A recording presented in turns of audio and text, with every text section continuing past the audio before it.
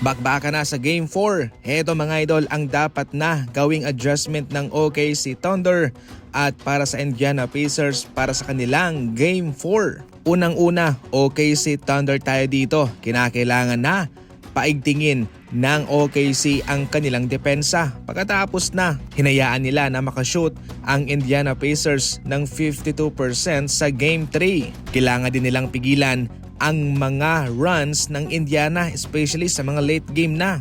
Pangalawa mga idol, dapat na maging agresibo nitong si Shai Gilgeous-Alexander kahit na laban pa man yan sa mga magagaling na mga defender ng Indiana Pacers. Sa fourth quarter, nakatira lamang siya ng 3 beses. Kinakailangan niya pang magkayod kalabaw para maipanalo ang Game 4. Pangatlo, kalakasan ng katawan. Inamin mismo ni Chet Holmgren na sila'y natalo ng stamina ng Indiana sa Game 3. Kinakailangan nilang masabayan ang enerhiyang iyon. Panghuli, kinakailangan nilang mag-focus muna sa close-out game. Marami nga ho ang nakapansin sa OKC Thunder sa kanilang pagiging lutang, especially sa mga late game na.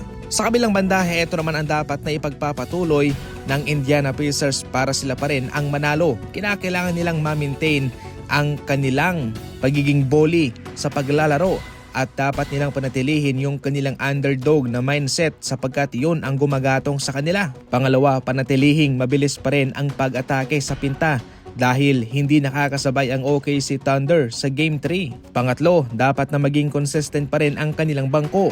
Marami silang nakuhang puntos galing kay Benedict Mathurin at kay TJ McConnell, especially sa kanyang defensive mindset. Ang mga player na yan galing sa bangko ay nagkaroon ng major contribution sa kanilang panalong iyon. Panghuli, dapat focus sa depensa. Nagawa nilang malimitahan si Shai Gilgeous-Alexander, dapat sa Game 4, ganun pa rin dapat. Saan ka kampihan na? OKC o Indiana Pacers? Sa mga gustong tumalpak dyan, magparehistro muna.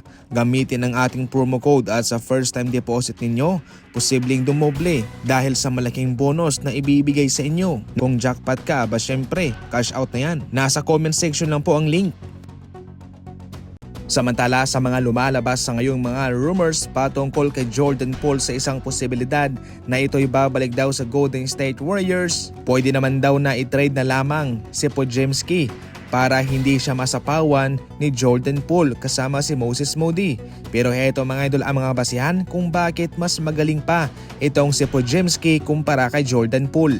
Para sa Washington Wizards, 20 points ang ina-average ni Jordan Poole, 4 assists, 3 rebounds at sa shooting na 38% sa 3-point line. Ang maganda lang kay Jordan Poole, siya ay instant scorer at main ball handler. Ngunit ang kanyang kahinaan naman ay yung kanyang depensa at hindi rin siya flexible katulad ni Podziemski. Si Podziemski naman, nag-average lamang siya ng 11 points, 5 rebounds and 3 assists, 44% ang shooting sa field and 37% sa 3-point line.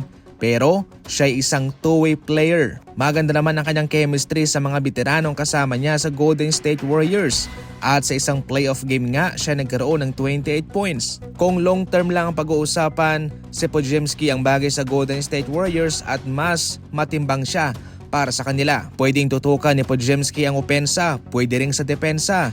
Samantalang si Jordan Poole ay nakafocus lamang sa opensa. Mas mabigat po ang kontrata ni Jordan Poole at kung sakaling siya ibabalik sa Golden State Warriors ay magkakaroon lamang siya ng downgrade dahil syempre sa Stephen Curry ang main man. Kaya mahihirapan din po siyang mag-adjust.